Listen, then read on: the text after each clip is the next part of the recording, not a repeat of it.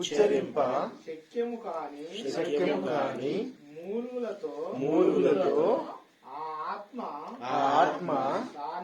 తానే మన పక్షముగా విజ్ఞాపనము చేయుచున్నాడు.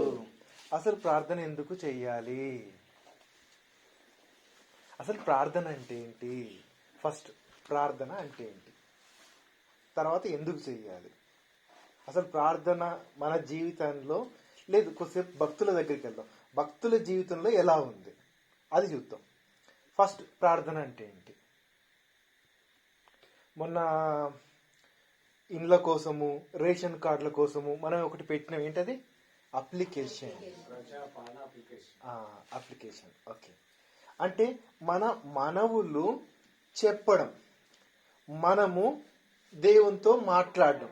ప్రార్థన అంటే ఏంటంటే మన మనవులు, మన మాటలు, మన విజ్ఞాపనలు, మన కోరికలు దేవునికి తెలియజెప్పడం ప్రార్థన. ఓకే, బాగుంది. ఎందుకు చెయ్యాలి? ఇది ప్రార్థన అంటే అర్థమైంది. మరి ఎందుకు చెయ్యాలి?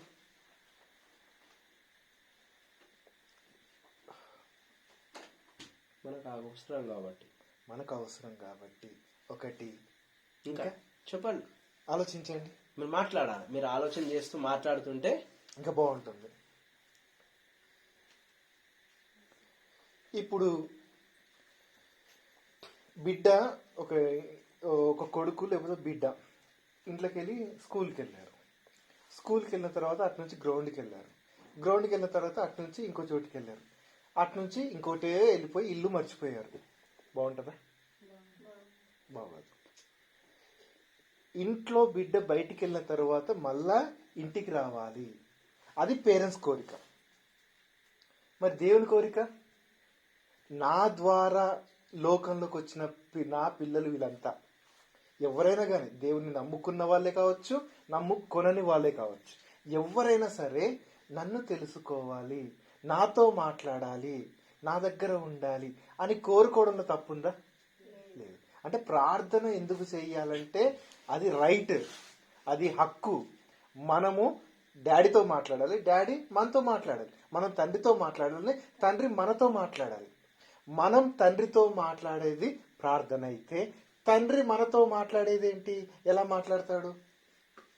వాక్యం ద్వారా, పాటల ద్వారా, ఇంకేదైనా హెచ్చరికల ద్వారా, కొన్ని సందర్భాల్లో అన్నిల ద్వారా కూడా మాట్లాడుతూ ఉంటాడు. అన్నిల ద్వారా ఎట్లా మాట్లాడతాడు అని ఆలోచిస్తే, మీరు దేవుని నమ్ముకున్న వాళ్ళట కదా, మరి గిట్లున్నారేంటి? ఒక హెచ్చరిక వచ్చిందా లేదా? వస్తుంది. అంటే దేవుడు మన చుట్టూ ఉన్న వారి ద్వారా తను మాట్లాడుతున్నాడు. మనమేమో దేవునితో మాట్లాడడం కొరకు ప్రార్థనను పెట్టారు. ఒకసారి యెషయా గ్రంథం 43వ అధ్యాయము 22వ వచనం చూసినట్టయితే, 43:22 యాకోబు అంటే ఇక్కడ ఇజ్రాయెల్ గురించి, ఇజ్రాయెల్ జనాంగం గురించి మాట్లాడుతుండు. నీవు నాకు మొరపెట్టలేదు, ఇశ్రాయేలు నన్ను గూర్చి నీవు విసిగి ఉన్నావా? విసిగితివి కదా. కొన్నిసార్లు చూడండి, మన ఇంట్లో ఉన్న మన పిల్లలు మనతో మాట్లాడకపోతే ఎందుకు నాతో మాట్లాడలేదని పేరెంట్స్ పిల్లలతో గొడవ పడుతున్నారు. అవునా? పడుతున్నాను. ఏంటి, నేను అంత విసిగిస్తున్నానా? నీకు అంత నచ్చట్లేదా అని రిటర్న్ మాట్లాడుతూ ఉంటారు. మన ఇంట్లో, మన కుటుంబంలోనే జరిగే సంఘటన. వీళ్ళ పరిస్థితి ఏంటి అంటే, అప్పటికే చాలా తప్పులు చేసుకుంటూ దేవుని చేతిలో దెబ్బలు తినుకుంటూ ఉన్న ప్రజలు వీళ్ళు. నువ్వు ఒక తప్పు చేసావు, నువ్వు హోంవర్క్ చేయకపోవడమా, లేకపోతే పక్కింట్లో దొంగతనం చేయడమా, ఏదో చేసావు, అందుకు నేను కొట్టా.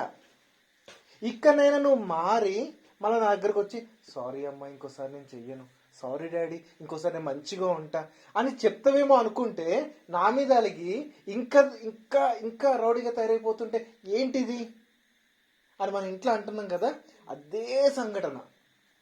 మీరు మారాలి, మంచిగా ఉండాలి, మీరు దేవునిలో రావాలి, దాని దగ్గరకు వచ్చి ప్రార్థించండి, మొరపెట్టండి, బలి ఇవ్వండి, అర్పణ ఇవ్వండి అని కోరుకుంటున్నాడు. దేవునికి పశువులు ఉన్నాయి, వేలాది పశువులు ఉన్నాయి, కోడలు ఉన్నాయి, లక్షల్లో ఉన్నాయి. అవన్నీ ఆయన సృష్టే కదా. మనం ఇచ్చేదేంది? ఆయన కావాలనుకుంటే అన్ని తీసుకుంటాడు. కానీ నువ్వు తీసుకురావాలి, నీ ద్వారా నా దగ్గర రావాలి. దాంట్లో నీ నీ కష్టం కనబడుతుంది, నీ ప్రేమ కనబడుతుంది, నీ యొక్క ఉద్దేశం కనబడుతుంది. నా తండ్రికి, నా దేవునికి నా వస్తువు తీసుకొచ్చి ఇస్తాను అనే విషయం మనకు స్పష్టంగా అర్థమవుతుంటే, ఆహా నా కుమారుడు, ఆహా నా కుమార్తె. చూసారు మన పిల్లలు కొంచెం ప్రయోజకులై చిన్న గాజు గ్లాస్ అయినా, చిన్న అంటే బ్యాంగిల్స్ నా ఉద్దేశంలో, చిన్న గాజులైనా, చిన్న ఇంట్లో ఏదో వాల్ క్లాక్ అయినా, ఒక చిన్న షర్ట్ అయినా, అది 150దే కావచ్చు, 100దే కావచ్చు, 10 రూపాయలదే కావచ్చు, ఆట అనేదే కావచ్చు, విలువ చూడట్లేదు, డబ్బును చూడట్లేదు. నా కొడుకు నాకు తీసుకొచ్చాడు, తన సంపాదనలోకి వెళ్ళి నాకు తీసుకొచ్చాడు. మన పసిపిల్లలు తనకు చాక్లెట్ ఇస్తే ఆ చాక్లెట్ ఇరిచి మనకు నోట్లో పెడుతుంటే ఎంత హాయిగా ఉంటుంది, ఎంత హ్యాపీగా అనిపిస్తుంది. యా, నా బిడ్డకు నా మీద విపరీతమైన ప్రేమ ఉంది. అలా కోరుకోవడంలో తప్పేమని ఉందా? లేదుగాక లేదు. అంటే మన ప్రార్థనలు ఆయనకు చాలా ఇష్టం. ఒక్కసారి ఆలోచిద్దాం, ఒక మాట ఆలోచిద్దాం. మనం మహా అంటే ఈరోజు 800 కోట్ల మంది ఉన్నాం జనాభా. సూర్యచంద్ర నక్షత్రాలు అవన్నీ లెక్కేస్తే లక్షల కోట్లు ఉన్నాయి. అవి పక్కన పెడదాం. దేవదూతలు, పరిశుద్ధుడు పరిశుద్ధుడు పరిశుద్ధుడు అని కోటాను కోట్ల దేవదూతలు స్తుతిగానాలు చేస్తున్నాయి, అర్పణలు చేస్తున్నాయి. ఇన్ని చేస్తున్నా కూడా నా పిల్లలు ఏం చేస్తున్నారు అని తొంగి చూస్తున్నాడు. నా పిల్లలు నా గురించి ఏం మాట్లాడుకుంటున్నారు తొంగి వింటున్నాడు. చూసారా? అంటే ఇవన్నిటికంటే మనమేమో బంగారం గొప్పది అనుకుంటున్నాం, ఇక భూములు గొప్ప అనుకుంటున్నాం, లేకపోతే ఆస్తులు గొప్ప అనుకుంటున్నాం, కార్లు గొప్ప అనుకుంటున్నాం, హోదా ఉద్యోగాలు గొప్ప అనుకుంటున్నాం. కానీ దేవుడు మాత్రం నన్ను అడిగితే ఈజీగా ఇచ్చేస్తాడు. అది పెద్ద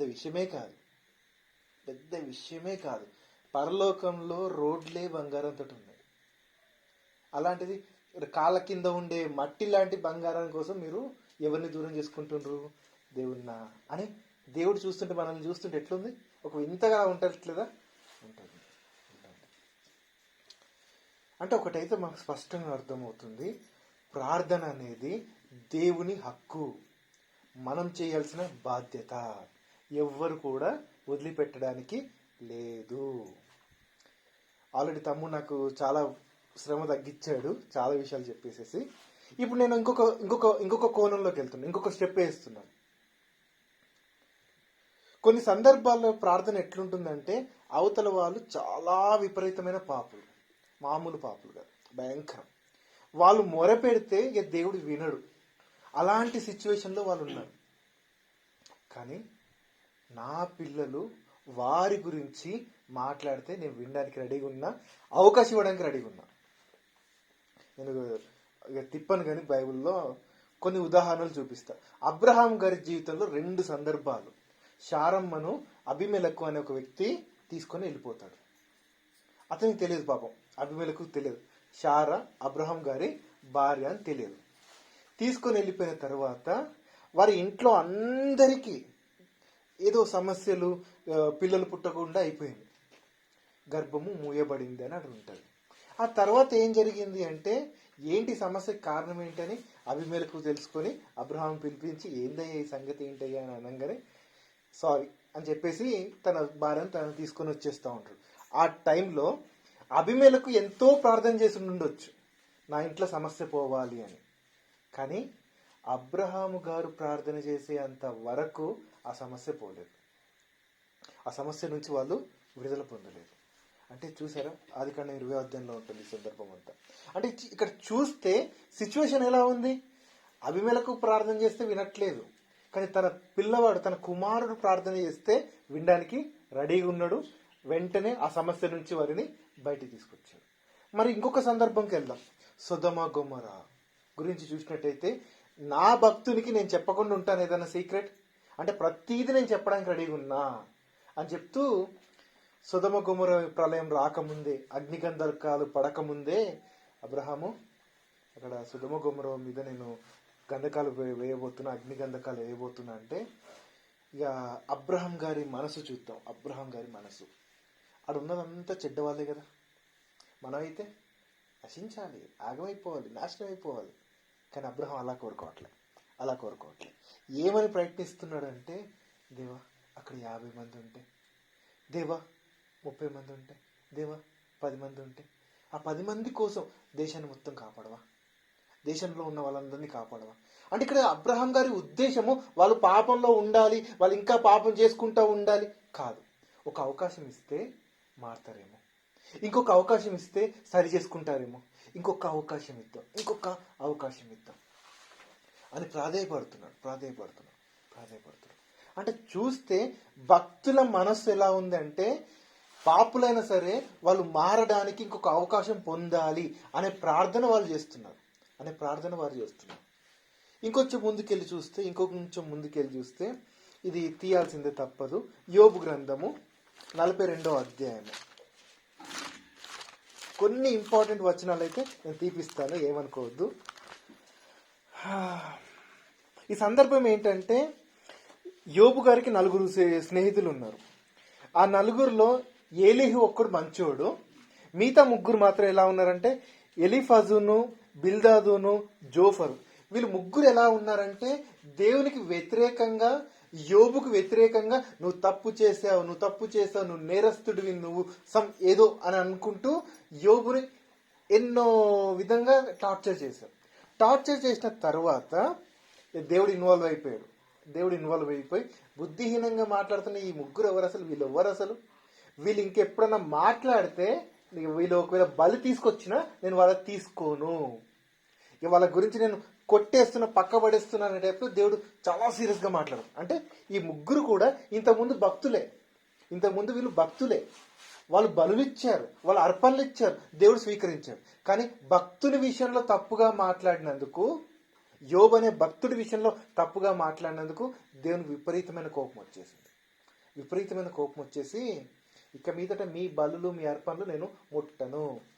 ఒకసారి చూడండి, మన ఇంట్లోనే మంచి కుమారుడు ఉంటారు, కొంచెం కోతి వాళ్ళు కూడా ఉంటారు. కోతి వాళ్ళ మీద మనం సహనం చూపిస్తాం. మంచోని ఒకసారి కొట్టంగానే చీపిరి గట్ట తిరిగేస్తాం. కామన్ మన ఇంట్లో, అంతే కదా, అది కామన్. అంటే చూస్తే మన ఇంట్లోనే మనకు కనబడుతుంది, అందరు నా వాళ్ళే అయినా కూడా డిసిప్లిన్ నేర్పాలి అని ట్రై చేస్తూ ఉంటారు. ఇప్పుడు ఏమైపోయింది చూసినట్టయితే 42వ అధ్యాయము 9వ వచనం, 8వ వచనం నుంచి చదవడం బెటర్. కాబట్టి 7 ఎడ్లను ఓ పని చేద్దాం, 7వ వచనం నుంచి చదువుదాం. యెహోవా యోబుతో ఆ మాటలు పలికిన తరువాత ఆయన తేమానీయులైన ఎలీఫజుతో ఇలాగు సెలవిచ్చెను, నా సేవకుడైన యోబు పలికినట్లు మీరు నన్ను గూర్చి యుక్తముగా పలకలేదు గనుక నా కోపము మీ మీదను నీ 2 స్నేహితుల మీదను మండుచున్నది. కాబట్టి 7 ఎడ్లను 7 పొట్టేళ్లను మీరు తీసుకొని నా సేవకుడైన యోబు నొద్దకు పోయి మీ నిమిత్తము దహన బలి అర్పింపవలెను. అప్పుడు నా సేవకుడైన యోబు మీ నిమిత్తము ప్రార్థన చేయును. మీ అవివేకమును బట్టి మిమ్మును శిక్షింపక యుండునట్లు నేను అతనిని మాత్రము అంగీకరించదను. అంటే అతని ప్రార్థనను మాత్రమే అంగీకరిస్తాను. ఏలయనగా నా సేవకుడైన యోబు పలికినట్లు మీరు నన్ను గూర్చి యుక్తముగా పలకలేదు. యోబును అవమానిస్తున్నంటే యోబు ఎవరిలో ఉన్నారు? దేవుల్లో ఉన్నాడు కదా. దేవుల్లో ఉన్న యోబును అవమానిస్తున్నంటే నన్ను అవమానించినట్టే. ఇందాక తమ్ముడు మాట్లాడుతూ నా పిల్లల జోలికి వస్తే నా కనిగుడ్డులో చేపెట్టినట్టే. తను కనుగుడ్లో చేపెట్టాక ఊరుకుంటాడా? ఛాన్స్ ఉందా? లేదు. అలాంటి సిచ్యువేషన్. కాబట్టి మీరు ఏం చేయాలి? ఆయన దగ్గరికి వెళ్ళి బలర్పించాలి. అప్పుడు ఏం జరిగింది? 9వ వచనం, తేమానీయుడైన ఎలీఫజు, షూహీయుడైన బిల్దదు, నయామాతీయుడైన జోఫరు పోయి యెహోవా తమకు ఆజ్ఞాపించినట్లు చేయగా యెహోవా వారి పక్షమున యోబును అంగీకరించెను. అంటే యోబు ఇచ్చిన అర్పణను ఆయన అంగీకరించాడు. ఇక్కడతో అయిపోయిందని మనం అనుకుంటాం, కింద ఇంకోటి జరిగింది. తప్పు చేసిన వాళ్ళను క్షమించే పద్ధతి దేవుడే చూపించాడు, తప్పు జరిగిందని హెచ్చరిక దేవుడు అయిపోయింది. క్షమాపణ తర్వాత ఈ క్షమాపణ ముందొకటి జరిగింది. ఫస్ట్ క్షమించాల్సింది ఎవరు ఇక్కడ దేవుని కంటే ముందు? అప్పటిదాకా మాటలు పడ్డా ఎవరు? యోబు. అప్పటిదాకా మాటలు పడ్డాడు. వీళ్ళు ముగ్గురు నువ్వు తప్పు అని పొడుస్తూ వచ్చారు. పొడిచిన తర్వాత వారి పక్షాన, ఆ ముగ్గురు స్నేహితుల పక్షాన యోబే క్షమాపణ ఇచ్చేశాడు. బలిచ్చి క్షమాపణ ఇచ్చాడు. క్షమాపణ తర్వాత ఏం జరిగిందో 10వ వచనం. వీలైతే అందరూ అండర్లైన్ చేసుకోండి. వీలైతే 10వ వచనం మీరే చదవాలి. ఇది మరియు ఆ, యోబు ఆ, తన స్నేహితుల నిమిత్తము ఆ, ప్రార్థన చేసినప్పుడు ఆ, యెహోవా ఆ. అతని అతని క్షేమ స్థితిని మరలా అతనికి దయచేసెను. క్షమించిన తర్వాతన క్షమింపక ముందా? తన క్షేమ స్థితిని మళ్ళా దేవుడు ఇచ్చేశాడట. అప్పటి వరకు పుండ్లతోటి గాయాలతోటి బురదలో కూర్చున్న యోబు నుంచి ఇప్పుడు ఎక్కడికి వచ్చాడు? మళ్ళా పాత యోబు స్థితికి వచ్చాడు. ఎప్పుడు? క్షమించిన తర్వాతన క్షమించక ముందా? క్షమించిన తర్వాత ఇంకొకటి కూడా జరిగింది చూడండి. అదే యోబును పూర్వము కలిగిన దానికంటే రెండంతలు అధికముగా యెహోవా అతనికి దయచేసెను. అంటే దేవుడు యోబుకి పరీక్ష పెట్టి, ఎవరి ద్వారా? సాతాను ద్వారా. ఎవరి ద్వారా? స్నేహితుల ద్వారా. ఎవరి ద్వారా? కష్టము ద్వారా. ఎవరి ద్వారా? ప్రాణాపాయం ద్వారా పరీక్ష పెట్టి వాటిలో నుండి బయటికి తీసుకొచ్చాడు. ఇక్కడ ప్రార్థన ఎలా ఉందంటే పరీక్షలాగా ఉంది. ప్రార్థన ఎలా ఉందంటే ఆయన లోపల ఉన్న నిరీక్షణను చూపించేలాగా ఉంది. ప్రార్థన ఎలా ఉందంటే గమ్యాన్ని చేరుకునేలాగుంది. యోబు గమ్యాన్ని చేరుకున్నాడు. తను కోల్పోయిన వాటన్నిటినీ మళ్ళా పొందుకున్నాడు. కోల్పోయిన వాటన్నిటికీ రెండంతలుగా తెచ్చుకున్నాడు. ఎలా? ప్రార్థించి. ఎలా ప్రార్థించింది? ఎవరి కోసం? తనను బాధ పెట్టిన వారి కోసం. ప్రార్థించింది ఎవరి కోసం? తనను అవమానించిన వారి కోసం.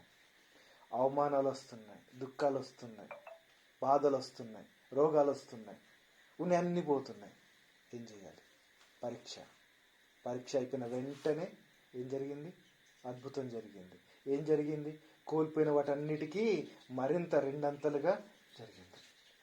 యోబు జీవితంలో పరీక్ష.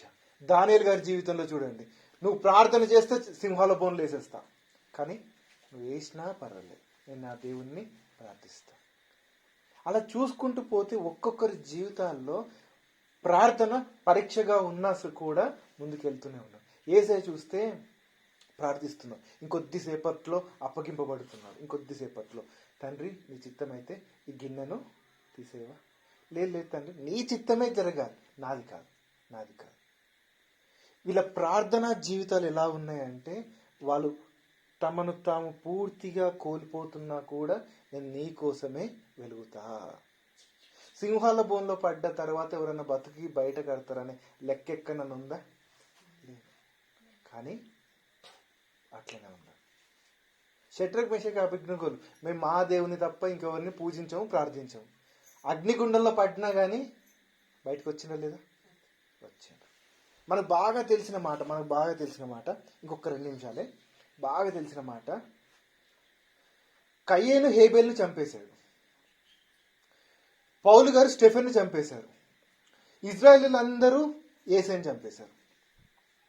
సరే, కొద్దిసేపు యేసయ్య స్టెఫెన్ దగ్గరికి వెళ్దాం. వాళ్ళిద్దరు ఏం కోరుకుంటారు? తండ్రి వీరేం చేయించున్నారో వీరు ఎరగరు కనుక వీరిని క్షమించండి. భక్తులు వాళ్ళు ప్రాణం పోతున్నా సరే కోరుకుంటున్నారు. అంతకంటే ముందు యోబు గారు హేబేలు గారు కయ్యేను గారి గురించి, తండ్రి ఏం చేస్తున్నాడో తెలియక చేశాడు, తండ్రి క్షమించు తండ్రి. రక్తము మొరబెడుతుంది. రక్తం మొరబెట్టింది అంటే మనకు స్పష్టంగా అర్థమవుతుంది. భక్తులైన వారు తమను తాము పూర్తిగా అర్పించుకున్న తర్వాత కూడా, అర్పింపబడుతున్న సమయాన్ని కూడా ప్రార్థిస్తూనే ఉన్నారు. అని కొనసాగుతూనే ఉంది. పరిశుద్ధాత్ముడు మనకు సహాయం చేస్తున్నాడు. ఏ విధంగా? మనకు యుక్తముగా ప్రార్థన చేయడం రాదు. ఏంటి యుక్తము అంటే, పరిశుద్ధాత్మ దేవుడు ఏం చేస్తున్నాడు? మనలో ఉన్న ప్రతి ఒక్కరిలో ఉన్న పరిశుద్ధాత్మ దేవుడు ఏం చెప్తున్నాడంటే, నన్ను గాయపరిచిన వారిని నేను క్షమిస్తున్నాను. ఈ ఉదయని గాయపరిచిన, లేకపోతే రాజుని గాయపరిచిన, భాస్కర్ని గాయపరిచిన వారిని నేను క్షమిస్తున్నాను అని పరిశుద్ధాత్ముడు ప్రేయర్ చేస్తుంటే, ఒకవేళ పొరపాటున మనము నన్ను గాయపరిచిన యేసయ్య దేవా అని ప్రార్థన చేసినాం అనుకోండి, క్రీస్తు ప్రభువారు ఒక చోట మాట్లాడుతూ, నాకు వ్యతిరేకంగా తప్పు చేసిన నేను క్షమిస్తాను, కానీ పరిశుద్ధాత్మకు దూషణ కలిగే విధంగా మాట్లాడినా, తప్పు చేసినా, పాపం చేసినా ఈ యుగమందైనను రాబోయే యుగమందైనను పాప క్షమాపణ లేదు. మనలో ఉన్న పరిశుద్ధాత్మ దేవుడేమో క్షమించాలి, కరుణించాలి, రక్షించాలి అని కోరుకుంటుంటే, మనమేమో ఇట్లా చేసామనుకోండి, మనకు మనమే శిక్ష తెచ్చుకుంటున్నాం. అంటే పరిశుద్ధాత్మ దేవుని గురించి ఇంకా చాలా చాలా మాటలున్నాయి. ఈ సందర్భంలో నేను తీసుకుంటుంది, మన ప్రార్థన మన పరీక్ష. ఆ పరీక్షలో గెలవాలనే కోరుకుంటున్నాడు, ఆ నిరీక్షణతో కొనసాగాలనే కోరుకుంటున్నాడు. కొన్ని సమయాల్లో దేవుడు కావాలనే లేట్ చేస్తూ ఉంటాడు. చివరి పలుకు కావాలని లేట్ చేస్తూ ఉంటాడు. నీ నమ్మకం ఎంత? నాకు మాత్రమే కాదు, మనలో ఉందని దేవునికి తెలుసు. మళ్ళీ చెప్తున్నా, మనలో ఉందని దేవునికి తెలుసు. మన బలం ఎంతో దేవునికి తెలుసు. మనకు మాత్రమే కాదు, మన యొక్క శక్తి సర్వలోకానికి కనపడాలి. మన పరిశుద్ధత అందరూ చూడాలి. మనం చెప్పకున్నా కూడా మనం ఖచ్చితంగా వాక్యం చెప్పాలి, ఖచ్చితంగా ప్రార్థన చెయ్యాలి. కానీ మన జీవితమే ఒక పత్రికలాగా వాళ్ళ దగ్గరికి వెళ్ళిపోయి కనపడాలి. కొంతమంది అన్నయ్యలు నేను చూస్తూ ఉంటా, ఇక బీజేపీ పోస్టులు, ఆర్ఎస్ఎస్ పోస్టులు అవన్నీ పెడతా ఉంటారు. కానీ నేను కలవంగానే చర్చికి వెళ్తున్నావా, లేకపోతే చర్చికి వెళ్ళి వస్తున్నావా తమ్ముడు? Okay, right. క్రిస్టియన్స్ అంటే వ్యతిరేకంగా ఉన్న వాళ్ళు కూడా మన విషయంలో ఎలా ఉంటున్నారు? పాజిటివ్గా ఉండగలుగుతున్నారు. అంటే మనం ఒక పత్రికలాగా వాళ్ళ దగ్గర ఉన్నాం. మన ప్రార్థన జీవితంలో మనకు వస్తున్న పరీక్షలను వాటిని ఓపికగా